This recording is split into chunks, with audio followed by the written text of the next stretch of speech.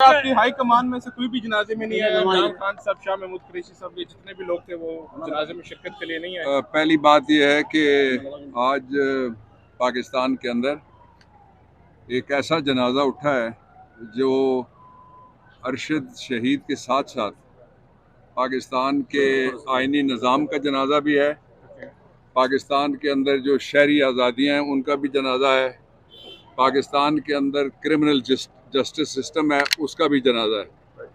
इस मौके के ऊपर मैं पाकिस्तान तहरीक इंसाफ की तरफ से और अपनी तरफ से दो बातें कहना चाहता हूँ।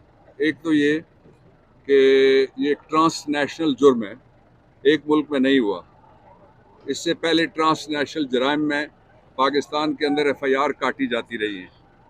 सबसे रीसेंट एग्जांपल इसी पार्टी की गवर्नमेंट थी और इंडिया में पठानकोट पे हमला हुआ था, उसका पर्चा CTD पुलिस स्टेशन गुजरांवाला में काटा गया। दूसरा ये है कि जब तक पर्चा नहीं कटता कोई कमीशन बनाने का फ़ायदा नहीं है, इसलिए कि वो कमीशन की रिपोर्ट कहाँ इस्तेमाल होगी। इसी तरह से आज जो दूसरी ऑटोप्सी या पोस्टमार्टम एग्जामिनेशन हुआ है अरशद शरीफ की मैयत का, उसको किस कोर्ट में इस्तेमाल किया जाएगा? पर्चा ही कोई नहीं है तो चालान कहाँ जाएगा? तीसरी जो इम्पॉर्टेंट बात है वो ये है कि ट्रांसनेशनल जराइम में हमेशा इंटरनेशनल इदारों से तहकीकात करवाई गई हैं, पाकिस्तान के अंदर भी वो तहकीकात हुई हैं। जिसको कमीशन कहा जा रहा है वो नोटिफिकेशन है एक कमेटी का, उस कमेटी के हिस्से दो हैं। एक इंटेलिजेंस ब्यूरो है जिसको IB कहते हैं, वो शहबाज शरीफ के डायरेक्ट नीचे और उसकी मातहत है।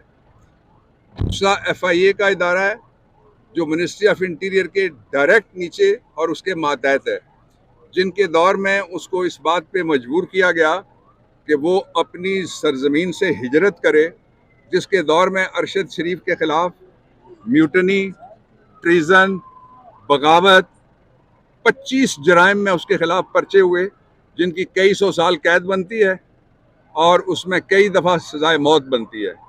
वो अगर ये कहते हैं कि हम अपने 2 मुलाजमीन, और इनमें से एक साहब ऐसे हैं, आप ज़रा सोशल मीडिया निकाल के देख लीजिएगा, जब नवाज शरीफ ने एक सियासी जज की बहाली के लिए बर्गर मार्च किया था, लाहौर से बर्गर मार्च अपनी गाड़ी में, उस दिन लाहौर के सारे बर्गर बिक गए थे। तो एक शख्स ऐसा था जिसने अपनी पेटी उतार के उसको पेश कर दी थी। वो तफ्तीशी स्कीम का वो हिस्सा है। आपने सियासी सवाल पूछने की कोशिश की थी, मैं सियासत नहीं करूँगा। अरशद शरीफ जो है हम सिर्फ सादा सा एक थोड़ा सा बाबर रहमान साहब जवाब दे दें। क्या जिस तरह से सहाफत को दबाया जा रहा है, इस तरह से हक, सच और सहाफत जो है वो दबाई जा सकती है? क्या इस तरह दब जाएगी? इस तरह हम बैठ जाएंगे? इस तरह हम खामोश हो जाएंगे, हम नहीं बोलेंगे? तीन हिस्से इसके।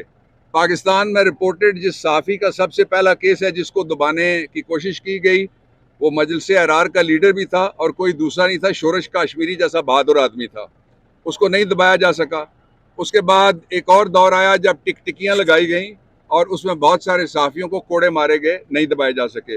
अब ज़माना बदल गया है, मेन स्ट्रीम मीडिया अगर ना भी कुछ दिखाए तो social media is the alternate media, इसलिए नहीं दबाया जा सकता। आपके सवाल का जवाब आखिरी क्वेश्चन सिर्फ ये, कानून के मुहाफ़िज़ आप में आपका काला कोट है, सुन ले मेरी बात पूरी। आपने अपनी उम्र की 50 से 60 बारें गुजार दी, मुझे नहीं पता कल मेरा जनाजा पड़ा जाएगा, आपके बेटे का पड़ा जाएगा या आपका पड़ा जाएगा। आप हुकूमत के अंदर थे, रिफॉर्म्स मैंने या मेरे बड़ों ने तो नहीं करना, क्योंकि हम तो मिडिल क्लास फैमिली से लोग हैं, हम अपनी रोजी के लिए काम करते हैं। ये तो अवाम आपकी तरफ देखती है, तो आप लोगों ने इसके अंदर क्या क्या पेशरफ्त? हमारे पास जो ही इख्तियार आएगा, इससे पहले 10 दफा आपके पास इख्तियार एक सेकंड आपने तकरीर करनी है, जवाब सुनना है, तकरीर करनी है। Thank you.